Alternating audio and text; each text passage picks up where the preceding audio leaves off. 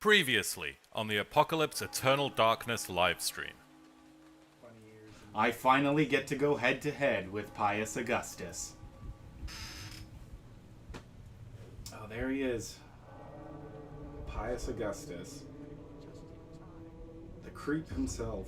Ugh. Whoops. Is my Canadian showing? Excuse me. Captain Cutthroat says, did Jalen just ask the big bad to excuse him? I mean, there's always room for being polite. You always have time for that, the little extra politeness. Doesn't hurt anybody. And, to nobody's surprise. Oh, alright. Oh. Ah. I knew it. I knew it. Okay. You're okay. Game Nope. over, yeah. That's okay. He's gonna spit on thee again. Yep. Ooh. I didn't know he had saliva in that dry. I died. Deep into the darkness peering. Long I stood there, wondering, fearing, doubting.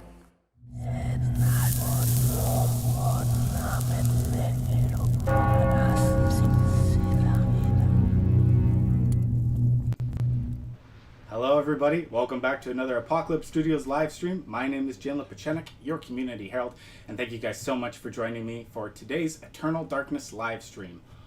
I don't want to jinx it, but hopefully this is our last one. We are at the final boss fight, so it should be our last one. I guess that all depends on me.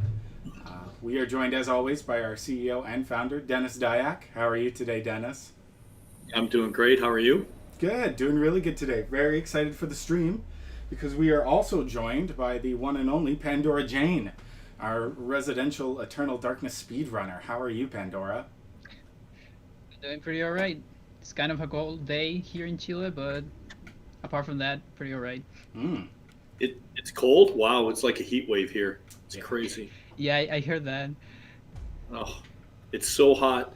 I was speaking to Jack, and the current place he's in doesn't have air conditioning. And he was telling me he was sticking his head in a freezer. It's so it gets really hot here. Yeah. That's funny. Oh dear, I can't. No more imagine. spinning. Come on, Jalen. Yep. No more spinning. No more. The one thing I did want to do was assign this to bottom. I wanted to put. Where was shield?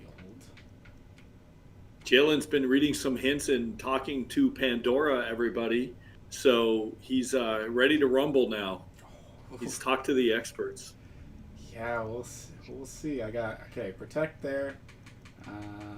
We'll put enchanted item just in case. Under. So about some stuff, Dennis, some questions from my end. Yeah.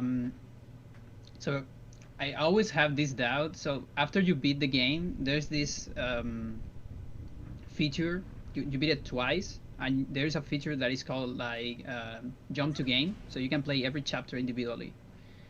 And I always wonder, when you choose the Alex chapter, Alex doesn't start with an enchanted Gladius, and it's kind of like I wanted that to be there, you know, because it's like you want to play Alex.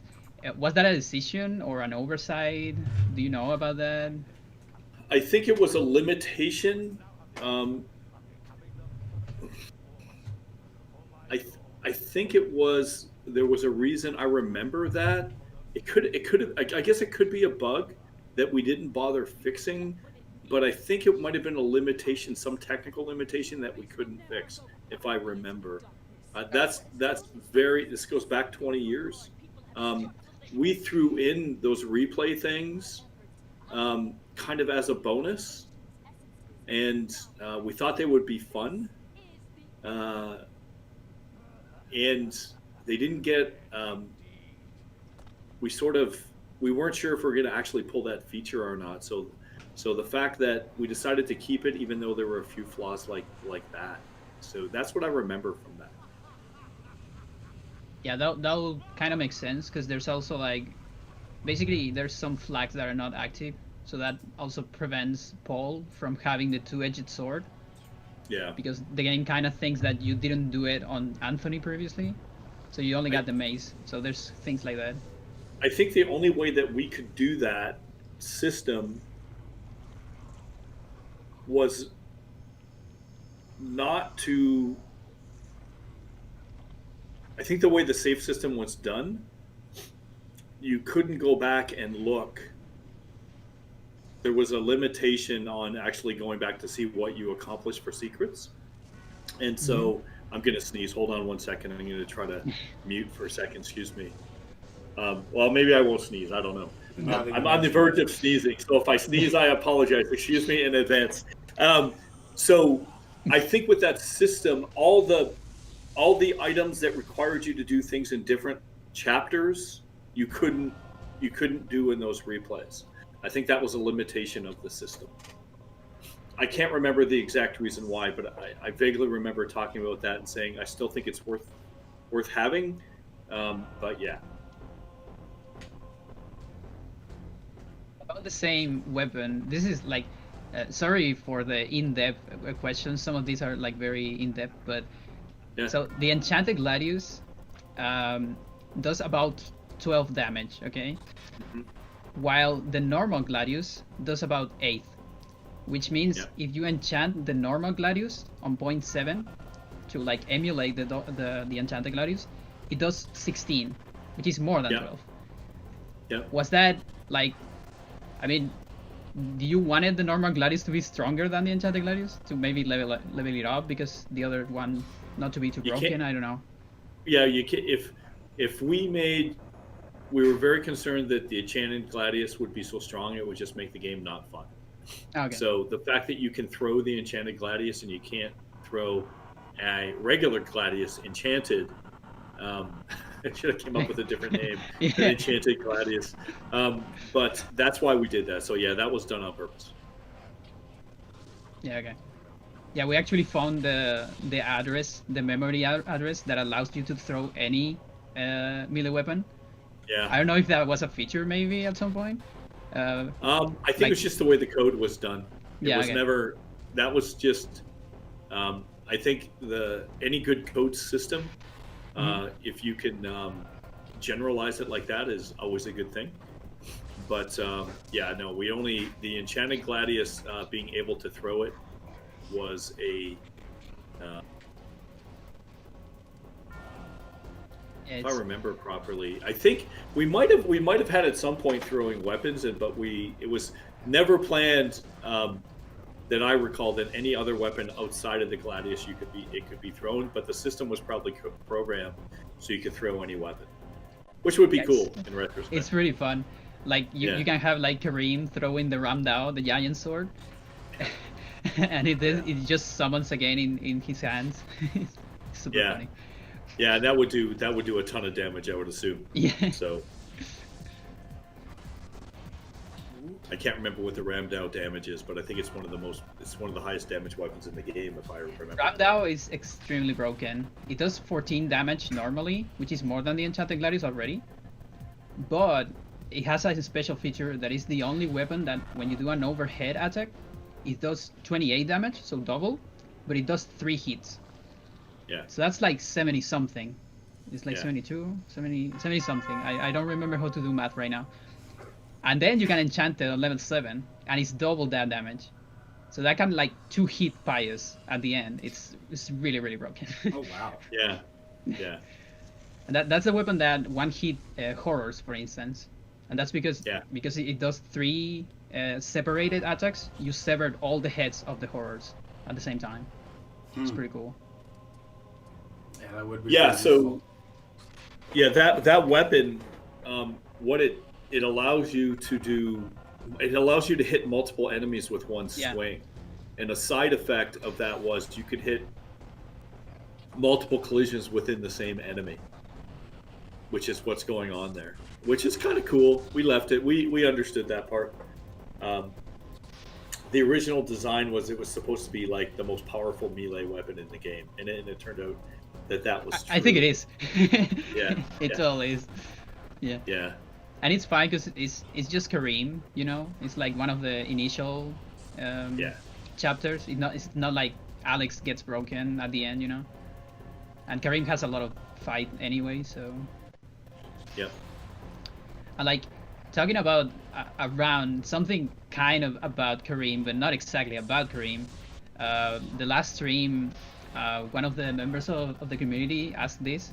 I don't know if you can answer this, but if you can give like a little bit of a brief synthesis of Joseph's storyline. The Yeah. Joseph storyline. Yeah, he was a character that we had to remove. The background of this was Eternal Darkness was originally meant to be a launch title for the GameCube, and we had a lot of Arabic content in it because, you know, obviously we're in the Middle East. One of the stories was about a crusader, and back then people thought it was unsafe. There was a lot of crazy stuff going on with terrorism, and so we ended up having to change all that. The game almost got canceled, actually, so we had to rewrite a lot of the game.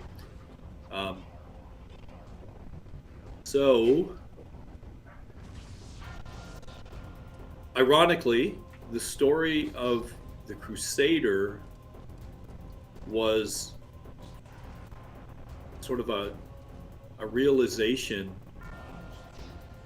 that he came from a position of absolute certainty that everything he was doing was right and just. And the story changed where he realized that maybe the world as he sees it is not so black and white, and that maybe some of the things that happened during the Crusades were not pure good. And then that wraps its story around, you know, Eternal Darkness, where he starts to see that the universe is being manipulated and it's not what he thought, and it's sort of a shaking of reality kind of story. Yeah, so that was the idea behind that story, which we had to drop because you know, a war was starting. They're calling it a new crusade. We're like, okay. We learned a lesson there. It was Kitty. Is he or she a Bengal? A what? It's a type of cat. Is it a tabby or a Bengal? Oh, I don't know. I just know these ones for, like, we call it Roman here in Chile, I think. But she's just a stray. I mean, we found her, so. Nice. Yeah. Awesome. He's gonna chill a little bit there. Yeah, so there was a lot of good content for Joseph, actually, because were you able to see it in the decompressed files? I mean, the only thing that are left that we are aware of Joseph is some there's some images. Like there's one image in the decompressed files that is, it kind of shows all the thumbnails for all the different cinematics. So the thumbnails that are shown on the pause menu, and some of those have Joseph, and also some of those have the soldier model for Michael instead of the firefighter. Yeah. And there's also some, like, I think old models for Roberto, just like a different face, basically. Nothing too crazy. No, Roberto. So those 3 chapters were totally replaced. That was a different character as well. Roberto too? Really? Yeah. Because I mean, it looks pretty similar, even from N64 time. Like it looks like the model. The story, okay. We might have used the same model, but the story changed. No, I mean the model is slightly different. It's still the same, like, body shape, but the face is kind of different. So can you talk about that? That's completely new. It's not on any other interview. Oh, really? Yeah. I tried to remember. So we had to replace every storyline in that area. We had to replace. Okay. That makes sense. And in that particular area, the real idea is all about war, being in a war-torn area. even with Pius. Then we had Desert, like we had like war there as well, and that was like a bad idea. I guess then another war started. We're like, ah. I'm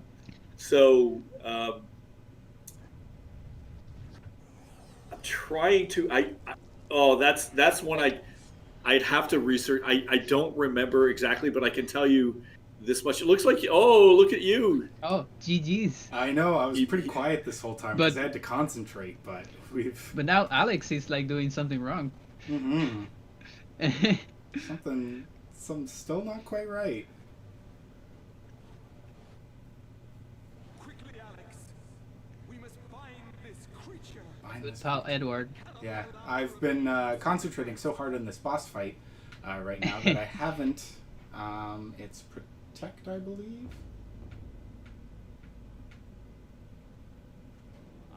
I've been... You got it. Yes, I've been so busy trying to focus on this boss, I forgot to tell you guys that we are giving away a free Risen Founders Pack.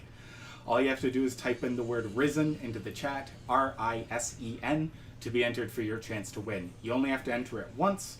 Entering multiple times does not increase your chances of winning, and we will announce the winner at the end of the stream.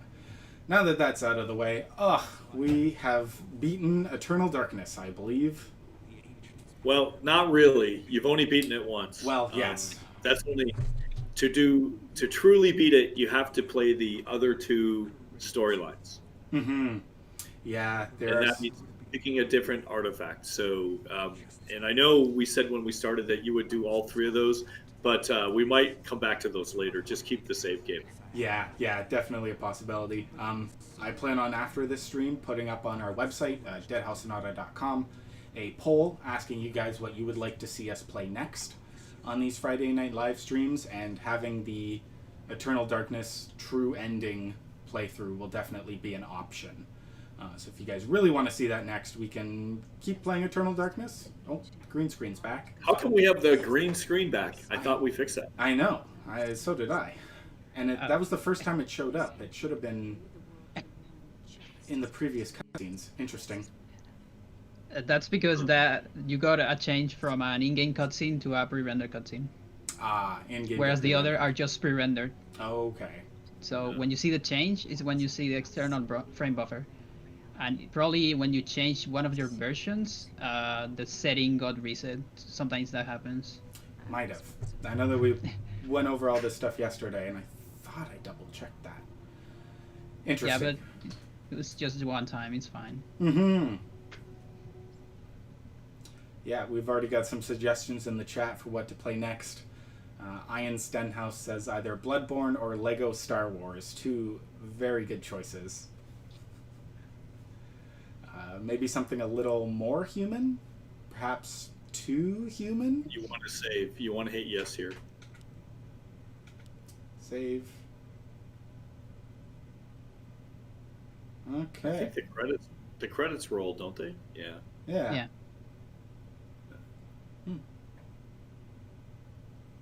Dennis, if you don't mind my asking, was Ben Dyack your father? Yeah.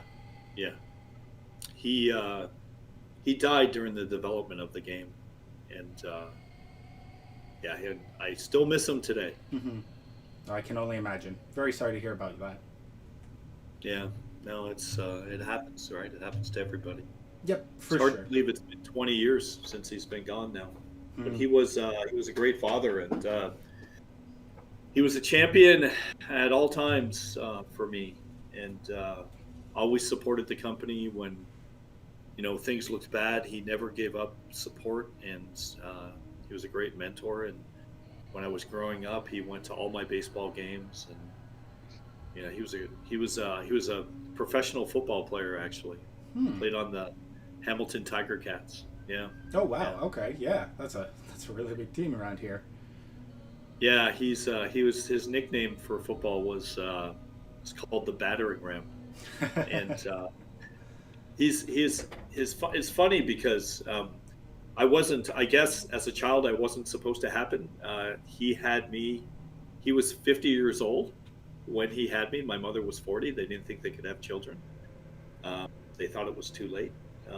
But then, so you have to imagine, by the time I was 15, he was retired, and so he did a whole pile. There's all kinds of stories I could tell, but he was always supportive. Going, like, I played a lot of baseball. He went to the baseball games. I did a lot of martial arts. He helped me with martial arts and stuff, and yeah, he was just a great father. So anyway, yeah, during the development of this, and the development was really hard. Eternal Darkness was a tough development cycle because our team was around 60 people, and we had to do a reset during the N64 days. We had to start from scratch, and it was very tough on the team. And then, you know, with the 9/11, having to redo 1/4 of the game, basically 3 chapters, was really tough. The game was almost canceled. I'll never forget flying to Japan right after 9/11, and it was the first time I started. Now the world still changed radically. But there was no one on the plane. It was like $99 for a round trip to Japan and back, which is unheard of. Oh wow, yeah. It was just really crazy times. So yeah. So some good history there, and but yeah. So that credit, that means a lot to me. So. Oh yeah, I bet. Especially when, yeah, like you said, the development of this game wasn't the easiest. It was very hard. But one of the things that went really well with the development, I will say, is I'm very proud of the cohesion of the story and the gameplay and the way they all come together. So you notice with a lot of games, in my opinion, by the time you get to the last boss fight, it's almost like the team who's developed it knows it's the end, and they're just like sick of the game and it wants to be done. And we were able to pull together, like with the statues in the Pocket Dimension, with the Book of Eternal Darkness, with all the statues coming to life, coming back to fight Pius, and particularly having enough time to even make sure the story, when you play it all 3 ways, which is really an explanation of quantum mechanics, of where Mantarok is really telling, or is manipulating 3 different time streams in order to take down his usurpers, the other ancients, to take them all down with him.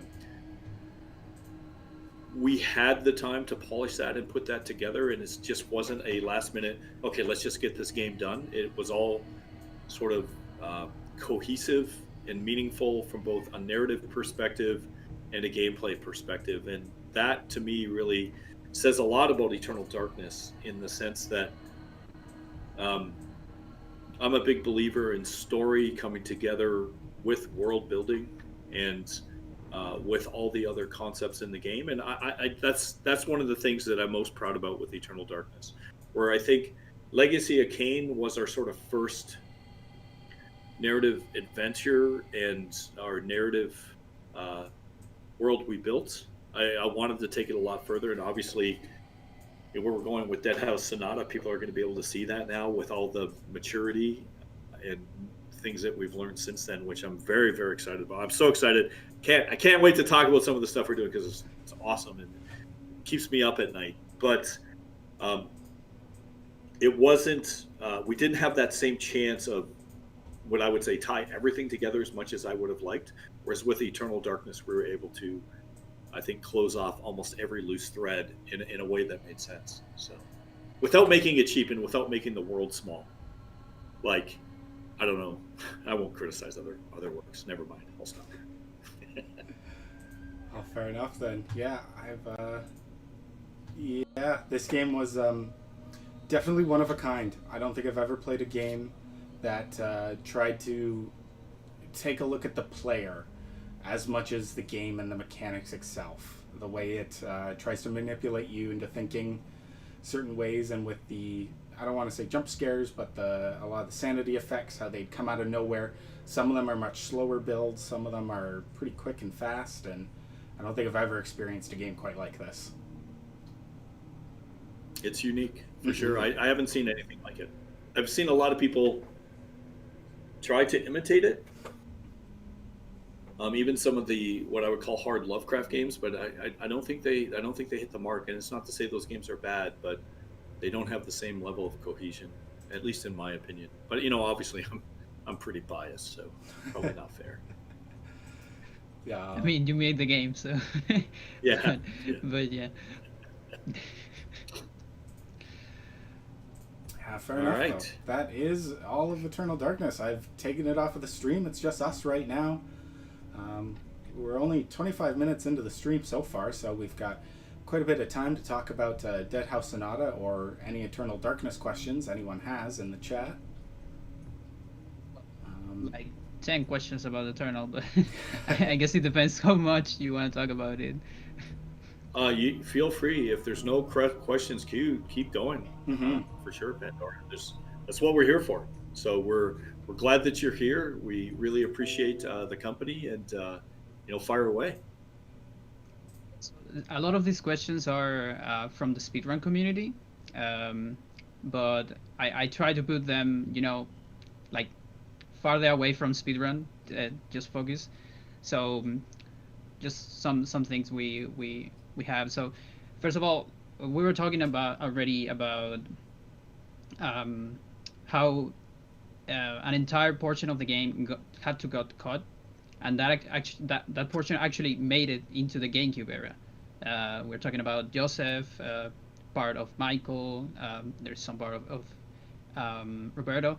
So my question is, if there is because on the previous stream I already asked about the N64 version, which we already know it's on Nintendo's side.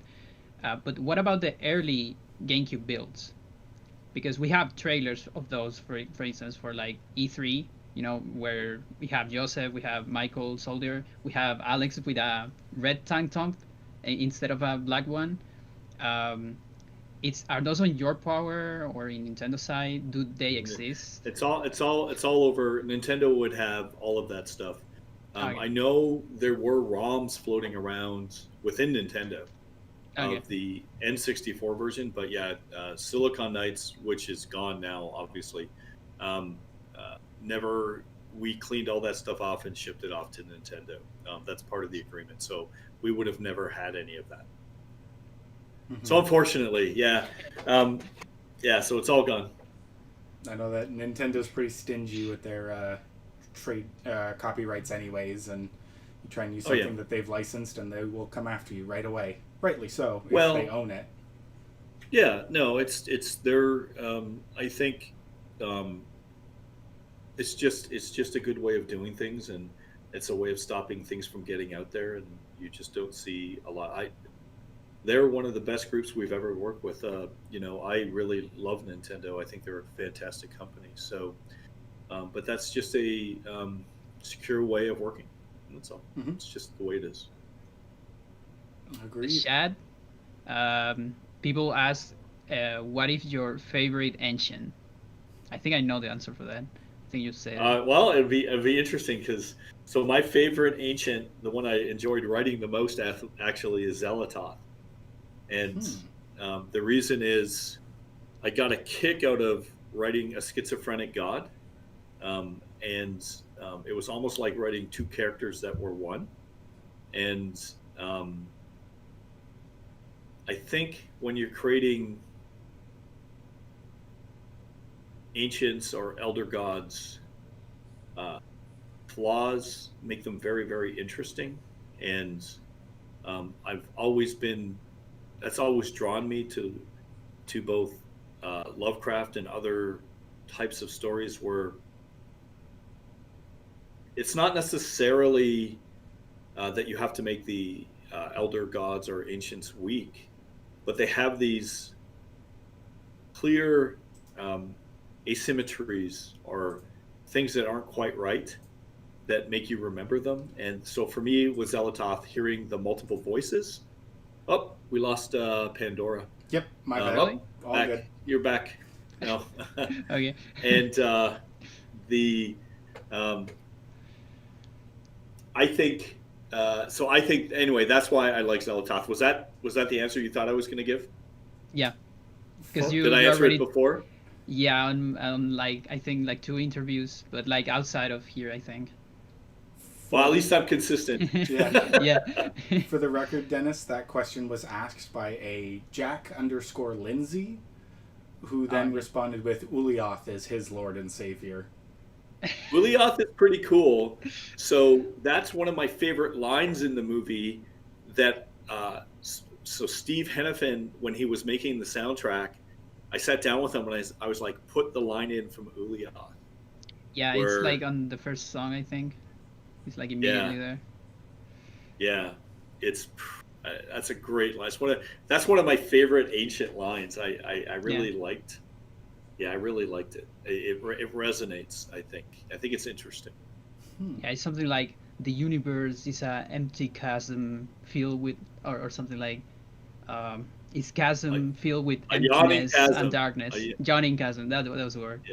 Yeah, that's right. Yeah, that goes really good with the soundtrack.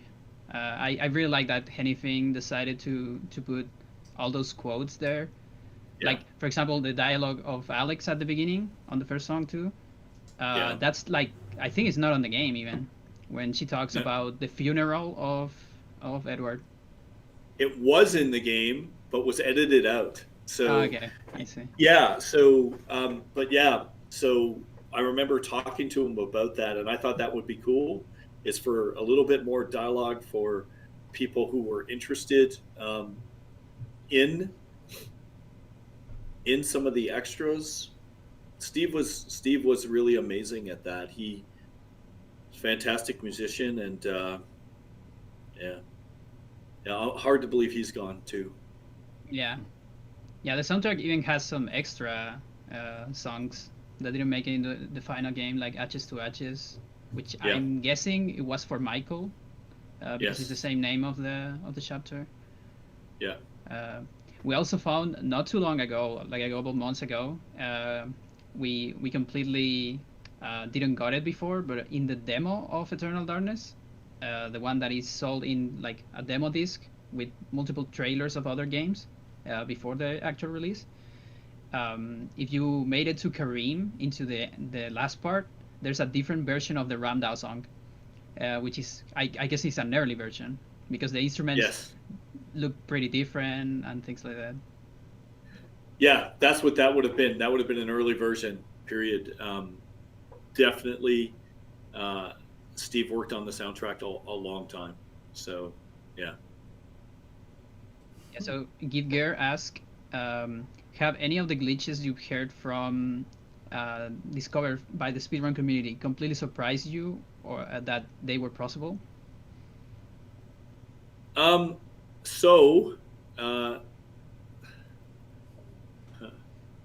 What always surprises me, I can't tell you how much we tested this game. It was a lot.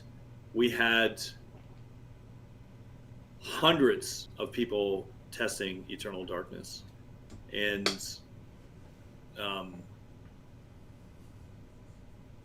I'm surprised that you can never catch anything, but I'm surprised we missed so much, and surprised the speedrun community found so much. And I thought it was a little tighter than it actually is, and it just goes to show you, regardless of how much you think your Eternal Darkness is pretty bug-free, which I think it's a pretty clean game, that now some of the glitches are probably only possible with the emulator for sure, I would think, at least a lot of them. No. So far, No? everything you can reproduce it on a console. GameCube. Really? Yeah. Wow. There's one glitch in particular that we're not seeing a crashing emulator, but I actually haven't tested on console yet.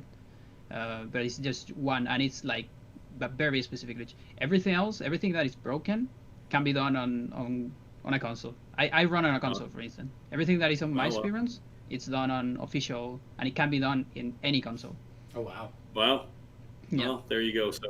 So I stand corrected. So anyway, I just assumed some of them because the software would actually be different. You'd get different behaviors. Well, that's an example. The one glitch where you get the green screen, I've never seen that on anything but an emulator. Yeah, So there's definitely. Yeah, so I think- that's an emulator glitch. Yeah. yeah. So there are some of those. Oh, I love that cat. It reminds me of Bobcat. That's my mom's cat, who's also a rescue. We rescue lots of cats here. So that's my answer to that. The speedrun community is always very, very interesting, and I think that I think it's awesome. I think it's awesome that people spend the amount of time that they do, and it's amazing how fast the game can be completed because it's a pretty big game. Mm-hmm. So Yeah. Oh, Yeah, like actually, about let's say, maybe 2 years ago. Yeah, so like in the middle of 2018, we were actually thinking just like you. We were thinking this game is really tight because we couldn't find anything. At least the community couldn't find. I mean, there was some stuff, but not a lot of useful stuff. Let's say there was some glitches about sound stuff, things like that. And then later, we just started like getting really into the game, and with some other players, including me, Toast, and Sir, which I would say we are the three that discovered the most, especially Sir. Sir is the MVP of Eternal Darkness. And we start digging really, really hard into the game, like start hacking the game, things like that, and just like try to poke everywhere. And so it was basically like late 2018 until now, where the games start to develop as a speed game too. Because before that, the run was pretty much what one would call glitchless, which is just a run of like a very fast playthrough, let's call it, which is still a speed run, but it doesn't feature like broken stuff. Let's call it, and it has developed as that just through these about 2 years, one and a half year more so. We've seen all this development. It's like the process of speedrun is pretty exciting in that sense. Just discovering stuff, not just running the game. Mm-hmm. It's pretty cool. Wow, I did not But know we that we actually were on your same position. I did not know it was that recently. Just It's a super couple of recent, years. yeah. Hmm. well, I know when we were testing the game, I wanted to do more things. So for me, the biggest unfinished system is the magic system, where we have it where you run around in a circle to gain magic. I hated that. And I had come up with a economy where you would sacrifice sanity for magic. Yeah. And that would have made the playtesting a lot more difficult. And on top of that, we also had summoners summoning other summoners. Mm. And man, that could get nasty. So Yeah. You could get a room full with a lot of monsters. And that was fun. I'm just But, thinking yeah. of my emulator chugging along. If that was still in the game today. It could be bad news for the player for sure. Yeah. It would allow unpredictable results. So we had to rein those two things in the final days of I would say, the days between alpha and beta. Mhm. Super disappointing for me, but in retrospect, no one was ever aware that was the case. But for me, that magic system, the economy there, it was an embarrassment for me because I know we had a better system with just time. So can't get everything done. Yeah, there's always some limitations and decisions. But Yeah. yeah, about that, like yeah, I can totally see the game like lagging even on console, because with too many objects on the screen. Like for example, we have a glitch to make multiple spells at the same time, and you can do up to about 3 spells. When you do the 4th one, the game crashes. Oh, wow. You just can't take it. Yeah. That's definitely a bug. Yeah, no, absolutely. I mean, we can move while we cast spells with a glitch. Oh, super It's useful. probably the most recent glitch of 2020 and the most broken one of this year, for sure. Wow. A lot of stuff. And about like spell stuff, you also in instance, I remember that you talk about you wanted to make the entire grid of like the verb and the noun runes. So you Yeah. wanted to make all the combinations, and Yeah. just talking a little bit about that. There's actually kind of a quote unquote secret spell in the game, which is Antorbok Aretak. It's not a spell you can cast. It's impossible to make it, but it is shown in the game twice, in two very specific spots. I don't know if you know about that or if you remember.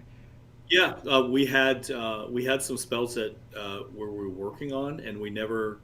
It became a scope question, and the whole idea was to fill the entire grid out with what made sense, because it was meant to be a language, and I'm sure some of those were in progress and eventually got cut. So yeah. Where are the two Yeah, spots that the spell is shown?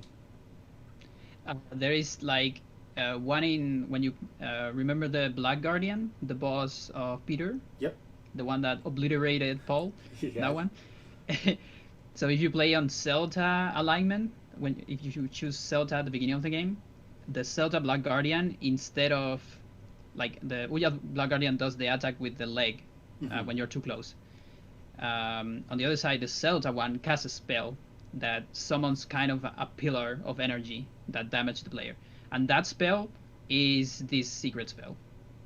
It's not magical attack, but it's something different. And the other instance is like it's actually very hard to catch. It's on when you start Anthony's chapter.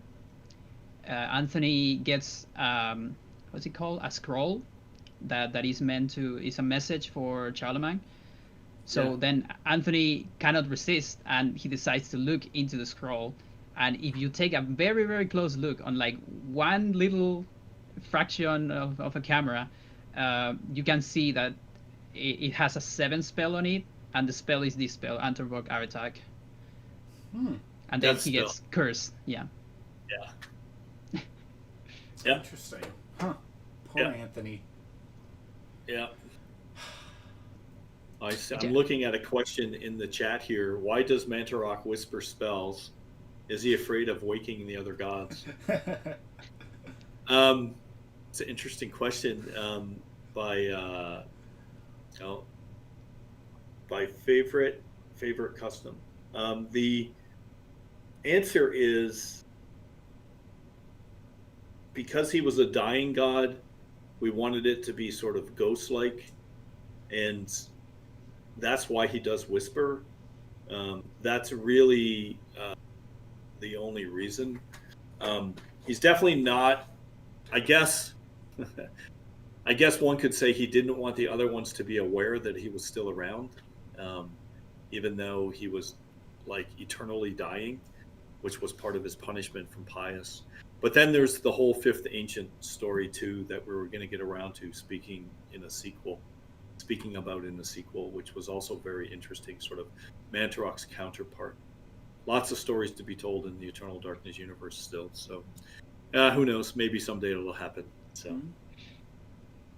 Yeah, because you said in an interview that was the Silent God, the yellow one. Yeah, that was the Fifth Ancient. Yeah. The opposite of Mantarok. Yeah, I actually had the same take on Mantarok, which makes a lot of sense. Like when you're trying to summon creatures, even while there are Mantarok zombies in the game, you cannot summon them. And the game tells you like Mantarok is like it doesn't have a lot of energy right now. It's like dying and all that. So you can make like, let's say, like the cosmic alignment with the Mantarok alignment to summon a creature from him or from them, I guess. And that makes sense because when you hear all the others, they have a lot of power in their voice, whereas Mantarok is like trying because it lacks power. Like the power of Mantarok is somewhere else. It's in manipulating, the Roivas family and things like that, more than raw magic. Let's call it raw power. Yeah, it's interdimensional, really. Not of this plane. So yeah. Interesting. That makes a lot of sense. just in case you guys are just joining the stream right now, we are giving away a free Risen Founders Pack on this week's stream. All you have to do is type in the word Risen into the chat, R-I-S-E-N. Enter it once. You don't have to enter it more than twice. It won't increase your chances of winning, and we'll do the poll at the end of the stream. If you've already won a Risen Founders Pack, or you have access to the first stage of Deadhouse Sonata, you will be able to gift this pack to a friend. So there you go. Get your Risens into the chat. Well done, Ian, Raisin. You're entered. Don't worry. So another thing, so in the game, something that Toast discovered was, and other people before too, especially for the demo, is that the game has a lot of leftover debug features. There is a lot of these things where you basically just tell an address that, like, true or false. It's always false, but if you say true, it gives you a debug. And there is like collision show. There's it shows the triggers, shows the objects, all those things. Are you aware of those that there were left in the game? So was I aware that it wouldn't surprise me that they're there, and the only way to probably access those would be to hack the code as you're doing. Done absolutely properly, they should have been stripped out and compiled. It's just a non-optimal way of coding. So putting in all that debug information, there's ways to code it. So you turn on debug and you turn off debug, and it strips all that code out. Just wasn't done properly from a coding perspective, but yeah, it's fine. And surprises there, yeah, I don't know. They're actually very project. Useful for us. Oh, I bet. Not gonna, I bet. Yeah. Yeah. Because we can see the triggers for cutscenes and things like that. It's super useful. Well, they were very useful for us while we were making the game. That's for sure. So in debug mode, you could turn on, turn off all kinds of things for testing. So really helpful. There's one that is very fun that shows the path that a camera will follow in a room, so you can see like the line that the camera will move through. It's like pretty fun. Yeah. Interesting. I don't mean to interrupt, but the notification was blocked a little bit by our cameras. I wanted to thank Aves Dells 13 for subscribing. Can't do this stuff without your guys' support, so it means a lot to us. Thank you. And we're being hosted by quite a few people either that I haven't thanked yet. Captain Cutthroat, Einstein, 8-Bit Carson, thank you guys so much for hosting and supporting Deadhouse Sonata. Yeah. Another one is about unused rooms in the game. There's a couple of unused rooms that you can access through hacking. One of those is the room where there's the Edward corpse, which when you see it on the first cutscene, because you get to the first cutscene and there is like a shot of Edward in the floor, but actually when you see it there, it's just a picture in the actual cutscene. It's a picture put it on top of the screen.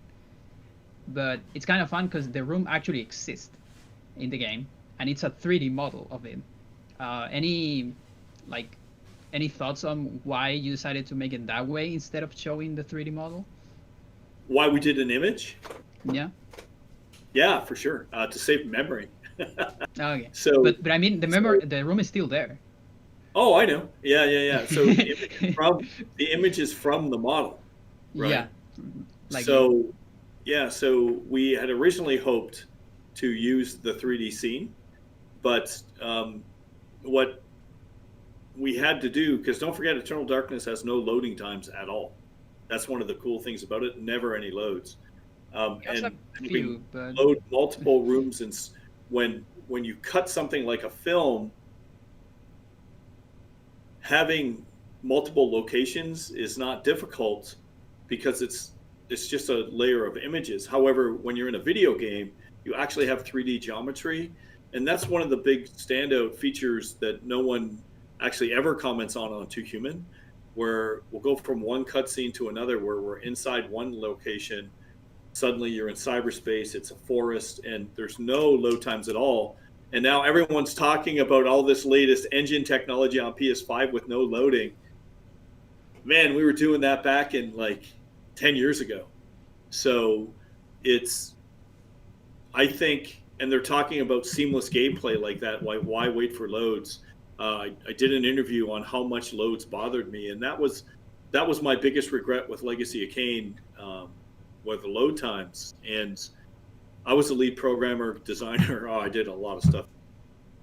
But I also was the president of the company and had to choose between negotiating some not so fun contracts and actually fixing the loading times. And I got pulled away, as I often do, to do the business stuff that I had to do, and never got around to fixing the loading. So after Legacy of Kain, I vowed that there wouldn't be any more loading times.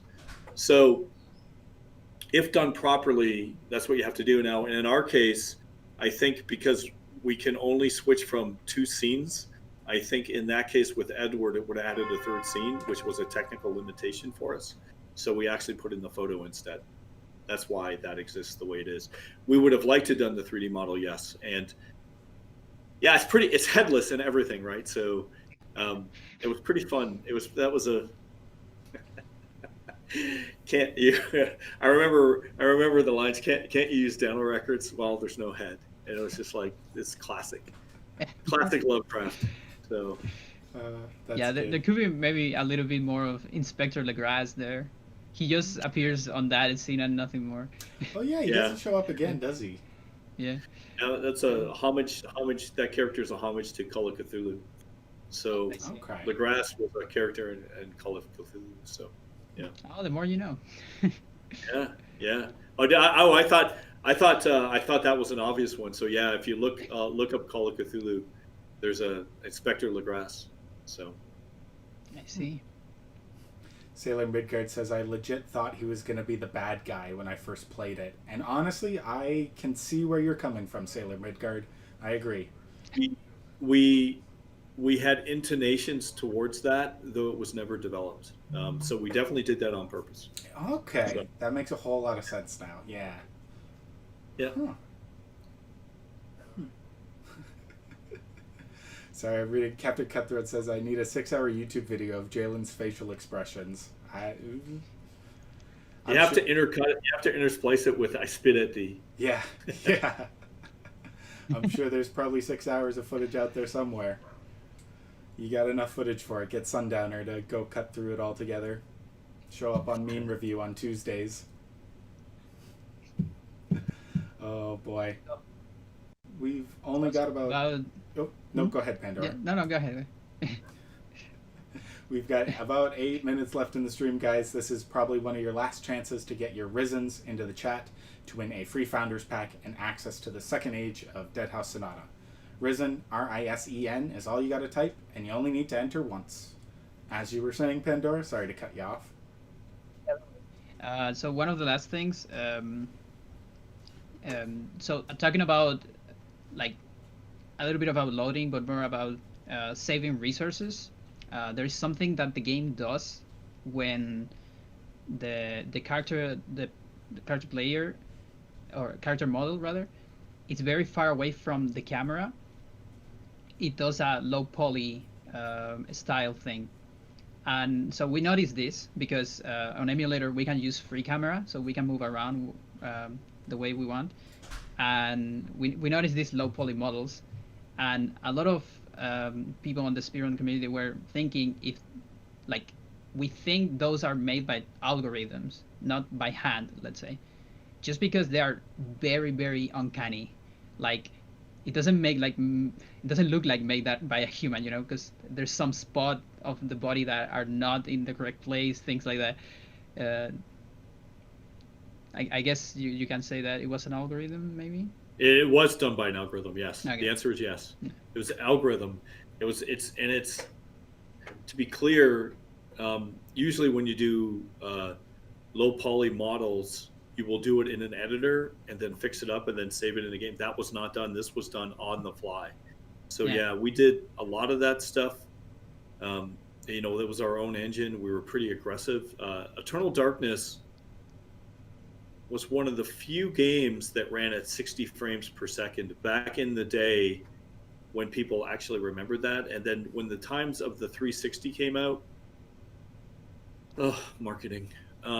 They wanted to market high definition. It was going to be the new big thing. And the graphic cards are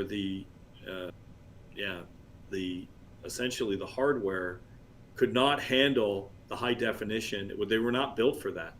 You could barely squeeze that in the frame buffer, and you were forced to go down to 30 frames per second. Very few games around the 360 era and above have been able to go beyond 30 frames per second because they're pushing the hardware beyond what it was literally built for. I think only now people are starting to talk about 60 frames per second. And Eternal Darkness was one of the few games that, as far as I know, almost never drops below 60. It was a pretty good for frame rate, and we're very, very happy with that. But we wrote some custom compression, some fuzzy compression. Actually, it was a sort of state of the art at the time, fractal compression on some of the images, and because we had to squeeze everything in on that GameCube, we did some pretty insane stuff at the time, and it was pretty cool. Yeah, pretty cool. But yeah, it was done on the fly, for sure. That's on a. No one noticed makes it was effective. So Yeah. sorry, Joe. No, it's okay. I was just going to add that that's on the console version, obviously. If you guys have watched my emulation, it does no means reflect on Eternal Darkness. My computer chugs at moments, and with the green screens and stuff like that. I can only imagine. That's hitting the disc. Yeah. That's hitting the disc. That's hitting your hard drive. Yeah, that's it runs at 60 frames on the console for sure. Yeah. Oh, yeah. I could only imagine how smooth it'd be on a console. Very few load times.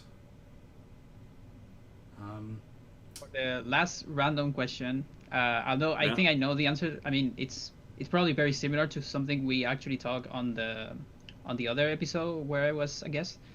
So why Alex recovers magic twice as fast than anyone else in the game? Tied to her intelligence. So she was when we created this game, it's gonna sound crazy, but back in the days of Tomb Raider, where every female character was a cartoon character, not a real character, and we wanted to create a vulnerable character who was not vulnerable because she was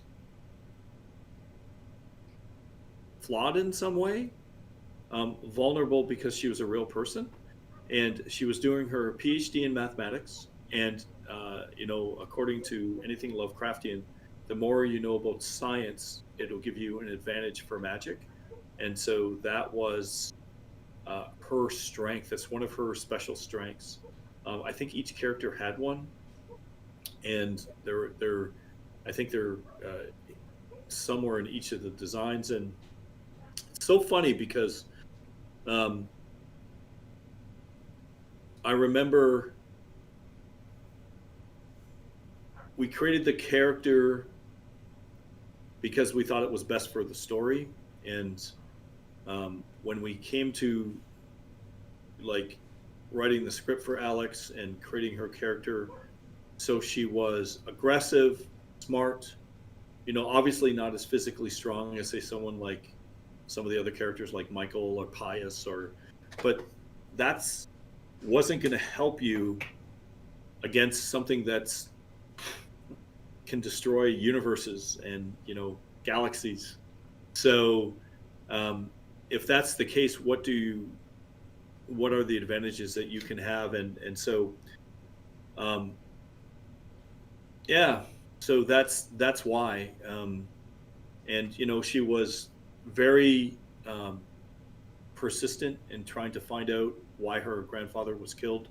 She didn't understand why the police were just letting the mystery go, and that was why Legrasse is the way he is. We wanted to show some level of ancient manipulation into almost every fabric of our society, regardless of the time frame, whether it was 2,000 years ago or whether it's today. because these things are timeless and their powers are beyond our understanding. So, yeah, so that was the answer to that. But yeah, that was done intentionally. All right then, fair See enough. some. There's some books on Alex's room that kind of tell about that. There's like complex analysis and number theory books in the floor that are not very easily seen on the cutscene, but they are actually there. So it's- Yeah, Interesting. yeah, it's fun stuff. All right then, I think that just about does it for the questions for this week's stream. Looking at the clock, it's 5 o'clock now, which means it's time to give away our free Risen Founders Pack. While Nightbot does its job, Pandora Jane, can you let everybody know when your next live stream will be? When are you speedrunning again? I'm not so sure. I'm having some hand problems lately, so I'm probably taking a break just to recover from that. So I'm not entirely sure. You can see my channel though. It's Pandora Jane. Twitch at Pandora Jane. And so yeah, you can give a follow regardless if you want. But I cannot say when I'm going to stream because I'm not sure because of this problem. Fair enough then. Sorry to hear about that, but when you do stream again, I know that this channel will be hosting you, so we look forward to seeing that and more from you and your community. Nightbot has announced that Sundowner is the winner of the free Risen Founders Pack, which, congratulations, Sundowner. I think it's about time you've won one of these contests. You've come out here quite a bit now, so congratulations. Make sure to get in contact with Scott S. Rook on our Discord, and he will set you up with the proper badges and everything that comes with the Founders Pack. Dennis, was there anything you wanted to add before we sign off? No, thanks, Pandora Jane, for joining us. We really appreciate it. You're awesome, and I'm looking for. And I'm really sorry to hear about your hand, and look forward to your streams once you recover. Mm-hmm. Thank you very much for the invitation. Yeah, thank you for yeah. joining us.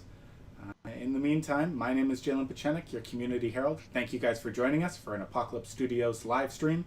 We'll next be live on Tuesday with myself and Ian Stenhouse for our Community Roundtable streams.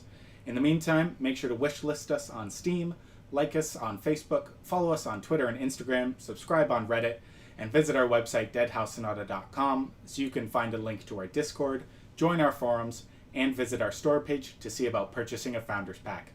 My name's Jalen Pachenik, and fight the living, everybody. Bye. This is Messiah.